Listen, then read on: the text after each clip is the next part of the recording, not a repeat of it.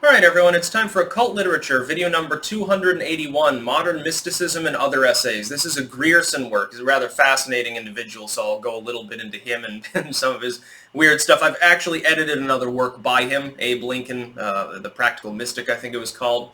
Link in the description to my edition of this work on Amazon. Second and third links to my books, blogs. This is sort of in a class of its own, even among his rather eclectic works. It's 72 pages, so intermediate in length.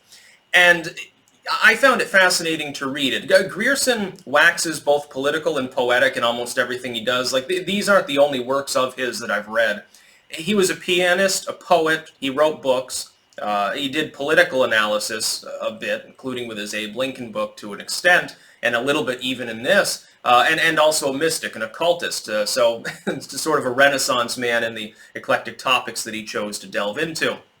Now, this particular work is on its face predominantly about poetic and literary analysis. That is, analyzing the emotion, spiritual symbolism within certain works, some of the operas over time, songs, poetry, and so forth, even physical art he delves into. One of the funniest parts is that this work was written at a perfect time wherein European affairs, like ethnocentrism and so forth, was definitely at a peak in the early 20th century. And so he's comparing and contrasting like French work, English work, U.S. works, he mentions works from Russia actually at the time, and German works, and the different sort of spiritual ethos that tends to be behind them. And it's clear that he prefers, and this is more or less explicitly stated, he prefers French works to all the others. It's funny because in the first part of the book it's talking about how he released this work in a limited press, and it, immediately attracted attention from all these academics and literary minds, praising it, saying how wonderful it was, and they're all French. There's probably a reason for that at the time. Might have been even paid propaganda, we don't know. But he goes a little bit into the explicit spiritual side, which is mentions of spiritual topics within some of this work, and analyzing them, the religious backdrops as well. And then also the less explicit aspects as well, which is the language style, the use of imagery within plays, within these sorts of things, talking about plays and their use of musical scores, things that were definitely in vogue at the time. Of course, at this point you don't have TV, so people go to the opera, they go to hear an oratory, and these things were very popular pastimes. People would get together and they'd listen to speeches, they'd have town hall debates and things of that nature, and that's really the dawn of the 20th century. I like to think of it as more artistically enlightened in some ways. But it's interesting, in his analysis, he's essentially saying that these different, the basic core of this is that these different nations, or rather cultures, have spawned different types of spiritual imagery within all of these different works, and also that these works are technically interchangeable as mediums. That is, he's talking about the fact that a play, if you were to translate that to literature, you'd have to alter it in some ways.